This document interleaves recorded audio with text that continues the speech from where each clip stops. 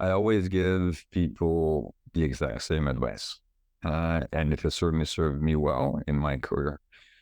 There are two questions you have to be able to ask and answer as crisply as possible. And yes, the answers will change over time. But the one question is, what is really important to you in a job? And it's not always what you think. Welcome, everyone, to the Particle Accelerator podcast, where we talk to future-thinking business leaders about how to accelerate business and grow their team. I'm here with Claus. Claus, can you introduce yourself? Sure. Let's see. Claus Jensen. I've lived in two countries. I've worked for a number of companies over the years. I've been in three industries.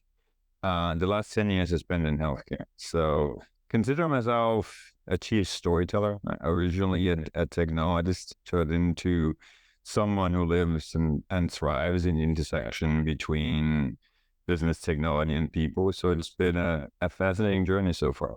Awesome. Well, I'd love to get to know you a little bit. And one of the ways I do that is I get a little bit of an origin story. What was your first job? For me, I was a paper boy, but I mean, what was your absolute first dollar made? My absolute first job was when, out of the blue, I was in the 8th grade. I got a call from someone I didn't know. He was the CEO of a, freight/transportation company. He owned like 150 trucks. So that was the size of the company. He knew my uncle.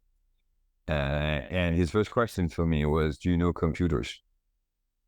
This is a long time ago. When I was in the 8th grade, it was 1981. So that's like a long time ago, 81, 82, something like that. And he wanted me to write him a piece of software. So I got an actual software engineering job in the 8th grade. And he wanted me to write a piece of software to calculate the result of a pigeon race. He was raising pigeons and he was very tired of calculating the results by hand. I wasn't paid much, but it was a fun job. So what was that on, like a 386 or like my first computer was a Commodore 64. That must have been That was about the time. So this was actually written on a Commodore 64. Yeah. Awesome. Well, what toy or hobby did you have as a child that inspired what you do career-wise today? I don't know that I had a toy or hobby that necessarily inspired me. What did inspire me to go into computer science was not a toy or a hobby. It was that my Latin teacher's husband had just graduated with the first class of computer scientists in Denmark. And since I like computers, I decided on the spot that was what they're going to do. So I don't think you can consider taking a Latin class a hobby. It didn't feel like a hobby. Since you mentioned that, what was your favorite or least favorite course in college? Probably physics.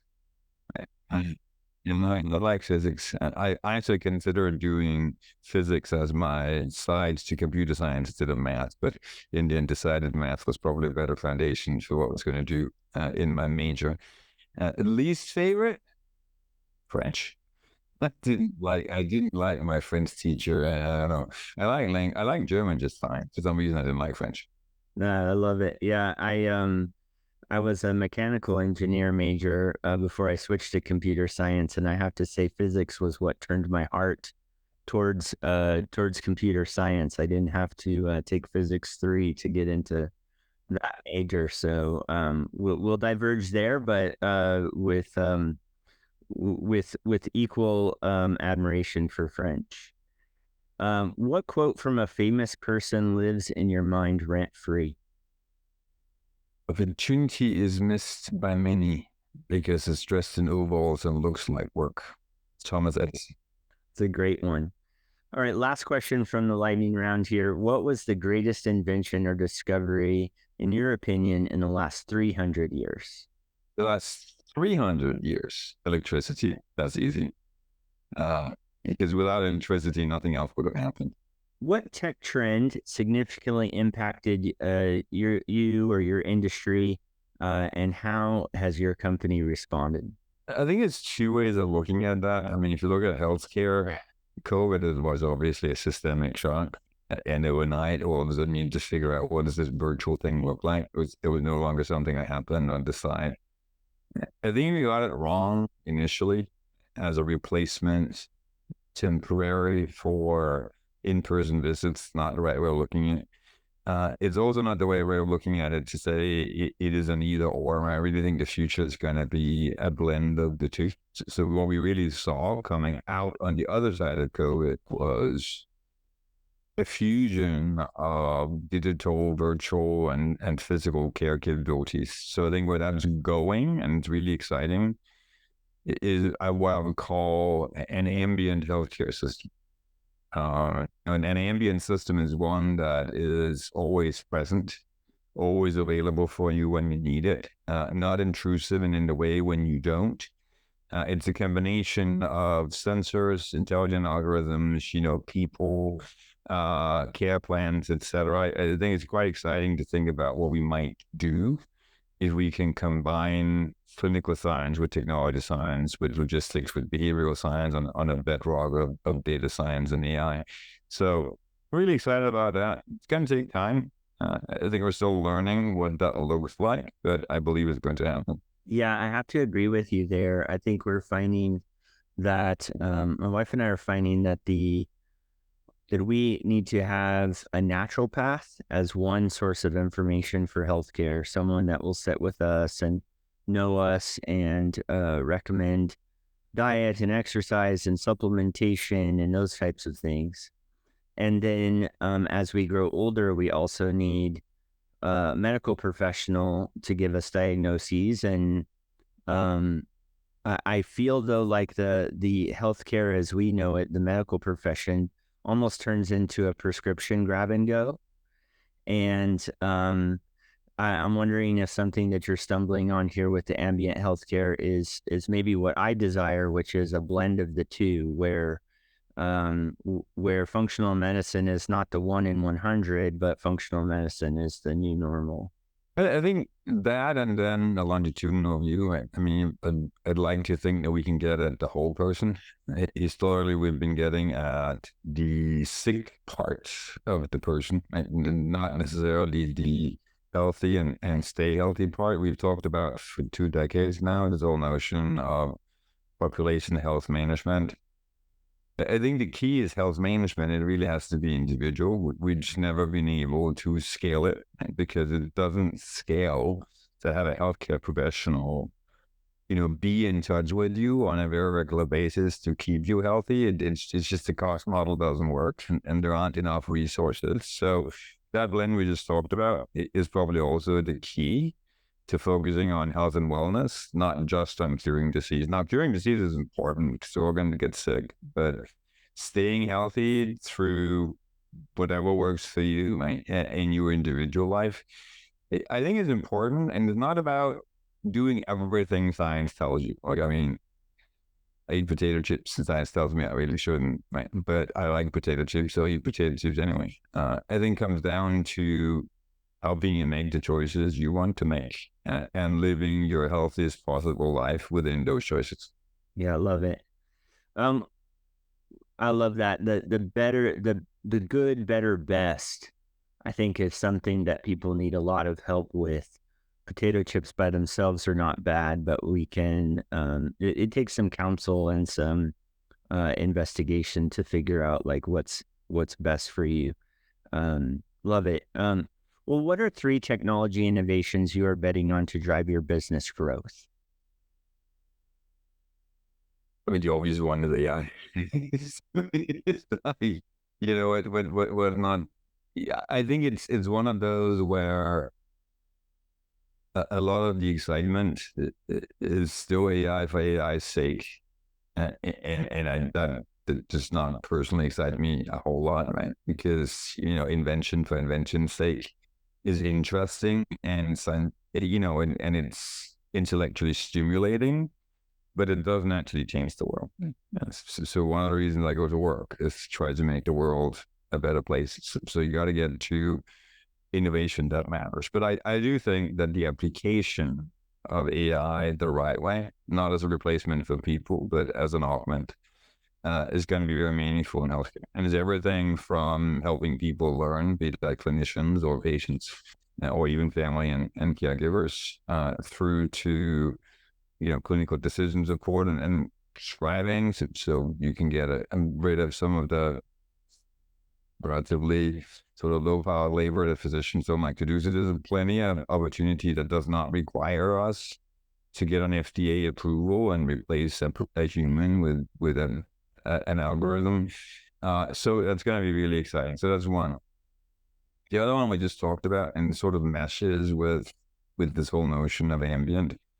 I think the instrumented environment, whether an instrument is a medical sensor like a pulse oximeter is a good example. Right? Those are not things you use on your finger, and they don't cost a whole lot. So you can, in principle, just give people one and say, it's yours until you don't need it anymore. So intelligent sensors, instrumenting our home environment, I think it's going to be really important, especially if you suffer from disease of some sort. But even things like cognitive decline, there are sensors and algorithms out there that can now, monitor and manage that for you. Simple things like fall prevention. This whole notion of how do I age in my home, whatever your home might be, I think it's a structural problem we have to address. And the idea of an instrumented intelligent environment, I think, is really meaningful. So that'll be number two. Number three would be, let's pick digital twins. You'll notice that these three kind of come together. I know we talked about this whole notion of an ambient intelligence system, but digital twins is the ability to simulate likely outcomes, based on digital means. You don't have to experiment in the physical world. You can experiment in the digital world. Whether that is experiment with drugs, small molecules, pharmaceuticals have been using digital twins for a couple of years now and with good result. Whether that is a digital twin, which helps you interpret, some complex image or something like that. Whether it's a digital twin that goes along the lines of real world evidence, right? So I have a patient here. I haven't seen that patient before. Can I, in my library of prior patients from my larger system or from the industry, find a patient that looks a little bit like this? And does that tell me something about what the likely disease progression is? So there's plenty of opportunities for thinking through this whole notion of data-powered digital twins and what that looks like. So those would be my traits: AI, intelligent instrumentation, and digital twins. Yeah, I love it. I think I love all three of those. Of course, we're all using AI to sidestep some of the writing. I know in my daily practice, verbal transcription to deeper writing is a huge just productivity boost, and I'm sure medical professionals can get the same. And then I love the instrumentation idea. I mean, it was just within the past couple of years, like an always on glucose monitor became very affordable and something that many people choose to do, almost pain free, just a little pinch, and there you go. You have a glucose monitor as part of your daily apparatus. So love that. Digital twins I'm less familiar with, but we've been using similar things in software quite often. Environments just intended for chaos testing and loading up with different data patterns and trying different things and playing production data against a copy of production when you're making big changes. So really cool to hear that there's a concept of that in healthcare. Well, what do you think the biggest gaps or the most significant gaps are between those ambitions or your ambitions and the realities today? I think it's people. In people in a lot of different ways. Right? It is people as in those of us who build technology solutions for healthcare. How far along the path of realizing this fusion of the different forces, clinical, technological, logistical, behavioral, and data / data science. That's one. Because it takes a different mindset to start thinking through what does innovation really look like when technology becomes part of driving change, and you can't just ask someone, what are your requirements? It's a very different mindset, because that is how healthcare has historically behaved in the technology space, and I don't think it's good enough anymore. So that's people one. People two is the people who work in healthcare, the clinicians, the service staff, whatever it may be. How ready are they and how aware are they around the opportunities of digital healthcare solutions? And there's probably some change management. Right? Some things are going to be easily adopted, others not so much, but it's also their ability to interact with the technology teams and hammering out really great solutions that actually meet the need in the real world and not just on paper. So that's people two. People three would be the health consumer.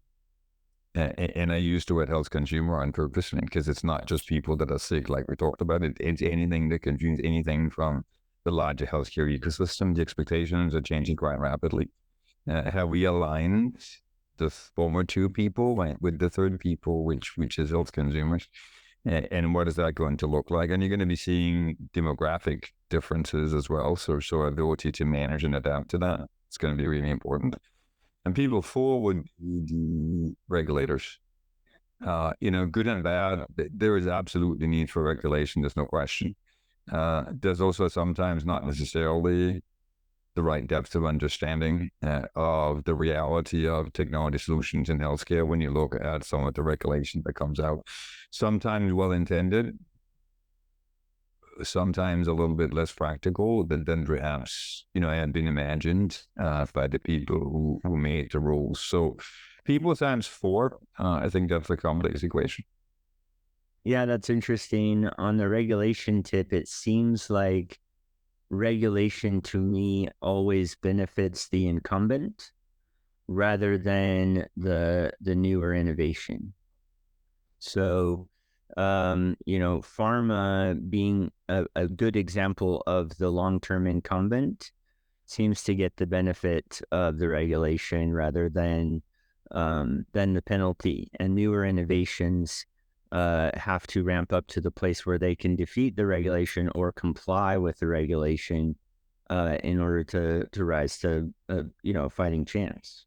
I think it might be more a matter of the fact that healthcare is a heavily regulated industry. So from that perspective, the barrier to entry is certainly higher. But even some of the incumbents are having challenges. I'll give you a very simple example. Is you follow, and it's beginning to change, right? But if you look at it historically, if you follow FDA regulation, you were not actually allowed to security patch a software-driven digital instrument that you use, because when you do the security patch, you're changing the technology footprint of the solution, and you have to get it reapproved. And that just got changed to now you're actually obligated to put on your security patches, which is as it should be. So there were unintended consequences in the tension field between wanting to say, I've approved this and you can't change it without reapproving, and then the whole notion of continuing to put security patches on the software components. So those kinds of tension fields are out there where what were historically different paradigms of regulation are clashing a little bit. Because, you would expect something to be kept secure. And when that something includes software, yeah, you can have to change the software to keep it secure. So that's one simple example. There are many others. What is the biggest challenge for you? I think it's seeing behind corners or around corners, whatever phrase you want to use, right? It's this whole, the quote I gave you from Thomas Edison, opportunity is missed by many because it looks like, it's first in the world, it looks like work. There's also a allegedly Henry Ford quote out there. If I'd asked people what they wanted, they would have said faster horses. And that's another good one, right? And then the thing applies very much to healthcare because you're looking for faster or better of what we have. But we probably live in an age where that's not all we should strive for. Right? So that ability to see around corners and actually meet people where they're going and not where they are. And maybe in some cases, even as technologies drive a little bit in terms of, hey, this is the art of possible. Let's together tell a story what the future might look like. That's, in my opinion, the make or break of the success of healthcare institutions long term. And I think it requires, in fact, I know it requires a very different kind of collaboration between the technology part of an organization and the rest of that organization. I think that is for the healthcare adopters, but even as consumers, as lay people, in order for something like ambient healthcare to work, we have to take a more proactive approach to getting to collecting data about ourselves, right? I mean, unless I'm under some kind of medical supervision, I may be getting blood tested once every 5 years, and that's probably rare. And then blood testing would just be one set of markers. But until the testing frequency increases, even for the healthy individual, it's going to be really hard for ambient technology like an AI or a machine learning to like, hey, here's something that you should be aware of. Here's a trend I'm noticing. Um, we're just not really collecting that much data about ourselves in our healthy years to even know. Maybe we go in for like a TRT or some kind of remedy for our aging, then all of a sudden we're getting enough data. So how do you think that will impact what you're trying to do? And it's an interesting challenge. I think now that we have to instrument the environment you're in anyway, instead of expecting you to go to different environment. Now, blood tests are kind of hard because you actually need to draw blood to do a blood test, but motion sensing, weight, sleep quality to a degree, what you eat. I mean, all those things are things where a lot of the data points you can get using wearables, your phones, you can instrument your home environment. Think about elderly living and then think about a digitally enabled home where I live in my apartment, but it's got smart sensors or, built into the environment. It's where it becomes non-intrusive that these things start working. If I need to do something consciously, we all get busy. I'm not going to do it. If it's something that just happens because that's the way I live my life, I think you're going to be collecting a whole lot more data. Yeah, I totally agree. I had a guest who's developed a technology that's a little more than a blood test. It's a much larger sample size. It's more what they're trying to do is actually see what molecules are circulating in real time. So more of a kind of a like if you go get O3, they pull an ounce out, they put O3 in it, put it in. So the machine is a little more like that. It's a little more of a, I don't want to say dialysis machine because people who've had dialysis will go, hell no. But they're really looking at like real time. And then I also have seen a benefit, and this is something you'd have to do, but like the microbiome sample, like stool sample for microbiome, I'd love for that to be more available because these are two indicators of what's honestly going on in the body. And these are not widely available. Like people don't know that they can test for microbiome and see trends and changes of that over time.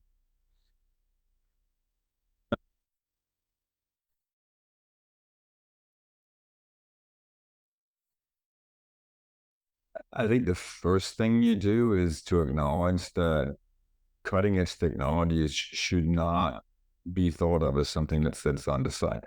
I mean, that's probably, in my opinion, the biggest flaw in many risk management and governance models is that you think of technology, and especially cutting edge technology, as being something you do in the innovation team.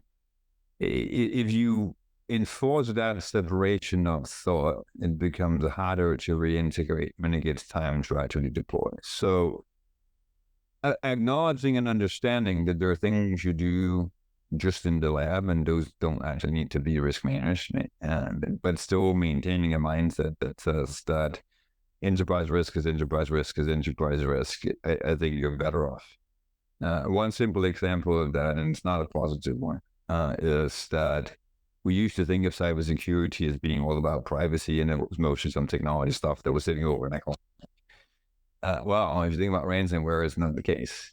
Ransomware is a business continuity problem.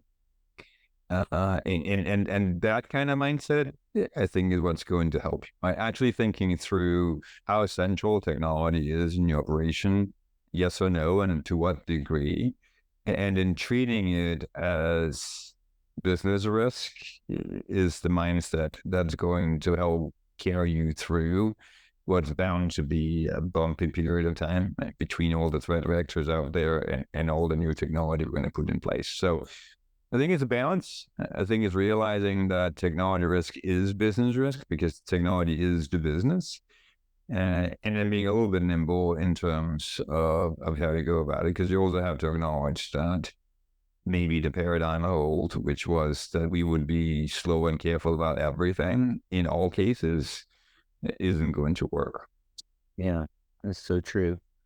And I love the cybersecurity example. That's the cybersecurity budget is always highest right after a breach instead of before. Well, what can you share about connecting technology roadmaps with your overall business strategy? Is there a methodology you use or a way of connecting your planning? I think it's a really good question. It's also an age-old question. Go back 20 years, we were talking about aligning business and technology strategies and roadmaps. That was better, right? And having it be just something that was not connected. It's also better than the requests response kind of correlation, which is the business will tell me what to do and I'll do it. So at least beginning to think about the fact that these exist independently and need to be aligned was a step forward. But I do actually believe what we talked about 2 minutes ago. Technology is the business. I can't think of very many businesses out there. Even manufacturing. I mean, we talk about pharmaceuticals. There's a ton of technology. Right? If you look at transportation, ton of technology. If you look at the farming industry, right? Agriculture, again, a ton of technology. So it's hard to think about anything where I couldn't say technology is the business. And if technology is the business, there's one strategy, which is what you're trying to do, right? So I think we can learn from product and design thinking. I think we can fuse the paradigms and mechanisms we use to drive business and technology strategy. And it comes down to what are the problems of the future that you intend to solve as an organization? What are the products you intend to sell to solve them? And what is your go-to-market strategy? If you can answer those three questions in the intersection between business and technology, realizing that technology is the business, I think you have a natural path to then parceling out what does that mean from an R&D perspective. And I use the term R&D instead of saying technology development, because research and development is an organizational activity that transcends technology, transcends product, transcends business operations. It has to put all these together because a product that isn't operationally ready is not particularly useful. Right? So a product that's successful has to be build ready, sales ready, and operationally ready. And until you have all three, you can't win.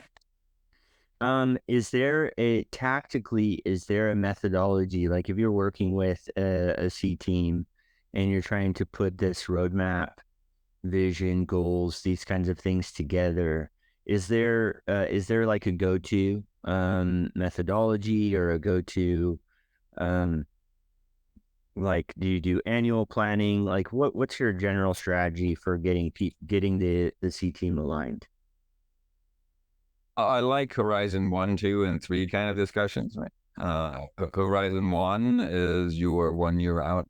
Horizon 2 is the stuff that we sort of know pretty well. It's a 2 to 3 year roadmap. And Horizon 3 is your dream stuff, right? Is where you try to look around corners and figure out where the world is going. So I actually like the Horizon 1, 2, 3 sort of approaches to having the conversation. That's on the strategy planning side. Then translating the Horizon 1 need to do, I do have a go-to framework. I like the scaled agile framework. Everybody will tell you agile is the thing to do. Some of us will tell you, well, agile in isolation isn't actually sufficient when you're trying to manage change across a large complex enterprise. So what safe scale agile does is it adds core portfolio and enterprise structure on top of the notion of agile teams, and adds a whole bunch of coordination mechanisms. What's nice about it is you can pull in everyone, including the business functions, into that framework. It requires a little bit of acclimatation, and it's perhaps awkward the first time or two or three that you do it, but there are many organizations that have successfully built execution partnerships across the boundaries of the organization using that framework or something similar that's out there. I think when Delta ended up buying Northwest Airlines, probably dating myself to even mention Northwest Airlines, but they used a scaled agile framework just in the non-technical, like how are we going to consolidate these two businesses? They had a very tight timeline on when the Northwest brand and operations had to go away. And so they use this just in the how are we going to move these business units together? How are we going to do this merger? So I love that. I'm also seeing a huge trend as I counsel with people on time compression. So a recent popular book is called The 12-Week Year, and folks are finding that their OKRs or measured business outcomes on an annual basis are getting treated with a certain cavalier attitude. So, oh, I have plenty of time, so Q1 is gone. Oh, I still have the back half of the year, so I'll do a few things. So now we're mid-year, and we're behind on where we should be, and so folks are seeing. I think the EOS friends, folks that are doing EOS implementations, are doing a really deliberate quarterly planning. I love your suggestion to do the scaled agile framework, because this creates a discipline that goes deep around interval planning. And if you were to get a team used to that cadence, then you'd have that time compression built in. Exactly, and it teaches you, I think, an important lesson about committing to an outcome as opposed to committing to work. And I think that's part of the trick, because yes, I've seen it. Everybody thinks that, hey, there's a long time. And in the end, a lot of things we do on the R&D side take longer than people want them to. And that's just the nature of the work. Fair. So true. Well, what lessons have you learned from tech initiatives that failed to deliver expected value? In almost all cases, it was because we didn't understand the problem we were trying to solve.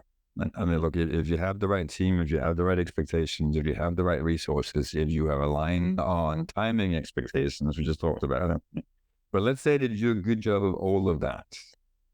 Failure is almost always because you didn't know what problem you were trying to solve. You were solving the wrong problem. You weren't clear in your own mind. You didn't have alignment. People had different things in mind. It will come as many flavors, but in the end, it fell flat because it didn't solve a problem that you can actually successfully put to market a solution for.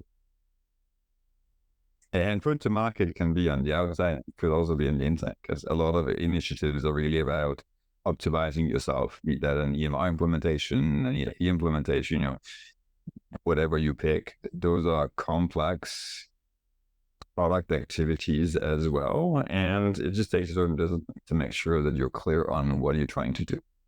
Yeah. So the clear problem statement, I mean, what practical things have you learned to avoid that outcome? You need a chief storyteller. You need someone who is willing to ask the hard questions, who can visualize for the whole organization what the future might look like. So there are a lot of activities from design thinking that are quite helpful. Everybody will tell you need a requirement specification. Sure, it's not enough.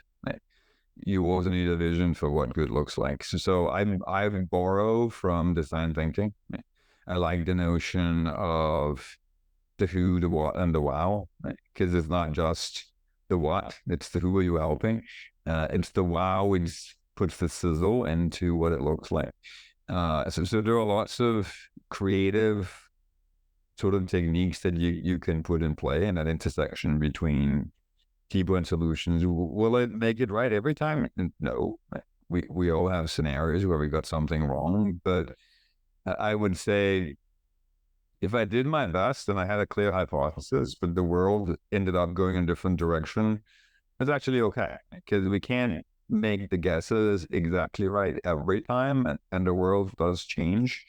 Wouldn't necessarily call that failure in the same sense as not being clear as what you're trying to do and why. But so, did your product initiative work out the way you thought it would? No. But did you learn something, right? Which was that assumption was the wrong hypothesis to go with, and you were being instructed about it. So I think there's nuances, and what does it mean that something wasn't successful?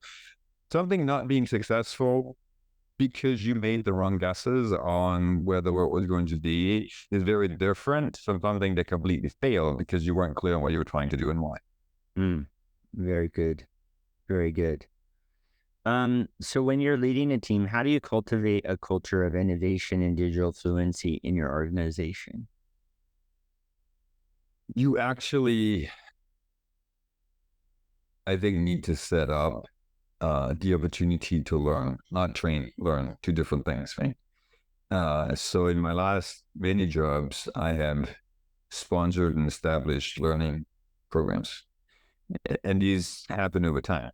I've spent my own time on experience. In fact, I've taught many of these classes, and I pick topics like what is digital transformation, completely open-ended, and just sit down and talk about what is digital transformation for a whole day with the entire team. Next topic I like is technical leadership. Like, what does it mean to step up as a technical individual? I didn't say technological. There are other technical professions that are not necessarily technology. So what does it mean to lead? Right? Well, no, I need to be a manager to lead. No, you don't. Right? There are actually things you can do to lead as an individual, and it's important. You can sit down and talk about what is innovation. What's the difference between invention and innovation? What does innovation that matters look like? And you and I talked a little bit about innovation and the nature of it. You can talk about storytelling, because I do think storytelling is powerful, and it's something where you can help build the innovation muscle, because that includes building the right coalition that will actually help you drive and implement the innovation. And then there's networking. So there's like things you can give to your teams that they weren't taught in whatever school they went. And they're more about life as an innovator, I guess, than necessarily a particular technique for what innovation is a good one. Does that make sense? It does. We have a concept inside of Particle 41 called squads. Squads are groups of software engineers that are not tied directly to their execution team. And then we have a whole curriculum, as a new squad launches, we have a curriculum to think about. We call them being a T-shaped professional. Not only are you technically strong or have depth, but you're also horizontally strong and you understand. And we cover things like capacity, like how's it going to feel when you're in a growth mode? Well, you're going to bump between your comfort zone and stress. You're going to live in between there somewhere. That's how you know you're growing. So yeah, it's super important to take care of, especially in technology. I don't think we cover the soft skills very well in our training programs. So that's something we've taken a really strong approach on, just so that folks, it's easy for organizations to treat people like tools rather than people. And so we created this program to, really try to improve on that. I think that's great. I mean, and by the way, I have the whole T-shaped profile on one of my slides as well, because it is a very powerful way of sort of putting in front of people that it's not about your depth of knowledge in one thing. It's about your breadth of understanding of the environment within which your deep skill gets applied. That's so good. Well, what experience or advice would you give to somebody starting their tech career or digital transformation journey? I always give people the exact same advice, and it has certainly served me well in my career. There are two questions you have to be able to ask and answer as crisply as possible. And yes, the answers will change over time. But the one question is, what is really important to you in a job? And it's not always what you think. Because the first answer people give you is, I wanna have a great career. Okay, what does that mean? Well, you don't want to get a promotion, but why? Right? What is important to you in a job? That's actually a deep question. And being self-aware enough to know what's important to you in a job. In my case, my important criteria is I want to work with good people. I want to solve a meaningful problem that has impact in the real world.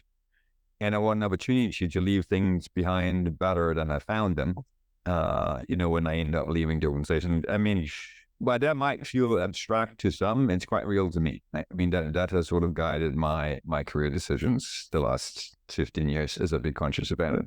So the first question is, what's really important to you in a job? The second question is, what is the special, magical, secret something that you bring as an individual to work? And that's an even harder question, because we've got all kinds of things we have done. We've got things that we feel we're good at, things we feel we succeeded at, and maybe sometimes the opposite. But if I ask you to boil it down to one word, and it has to be a noun, what is that master something that I'm the master X? What is X? It was actually an executive coach that asked me that question some years back, right? And she said, "Hey, Claus, what's your value statement?" And I thought I knew, because I said, I turn vision into action. And she said, "No, that's not your value statement." And I completely didn't get it, because I firmly believed that was my value statement, is what I do. But that wasn't her question. It's not what I do, it's what I bring. So turning vision into action is a great slogan, and she acknowledged that. It's a good catchphrase. But my value proposition is, I'm the master synthesizer. You can throw hundreds of bits and pieces at me, across people, business, technology, games dynamics, etc. And I will naturally say, oh, it might fit like this, and tell the story of what that looks like, right? So my superpower is, I'm the master synthesizer. If you can answer those two questions, what really matters to me and what's my superpower, preferably in one word, it's a good starting point. That's great. That's great advice. If people like what you've had to share today, how should they connect with you? You always find me on LinkedIn. I'm pretty active. I get through my LinkedIn messages certainly a couple of times a week. I'm relatively easy to find. Right? You go out and look for Claus Torp Jensen. There aren't that many of us. There's a few other Claus Jensens, but not that many Claus Torp Jensen. And you should sort of look for some of the places that work. You will definitely find me. So that's probably the easiest way. I do actually respond to my LinkedIn messages. Great. Well, it's been an engaging conversation. Thank you so much for being with us today, and wish you all the best. And love to see some of your vision come into reality here. Thank you very much. Thanks for the invitation. It was a fun conversation. Great. Thank you.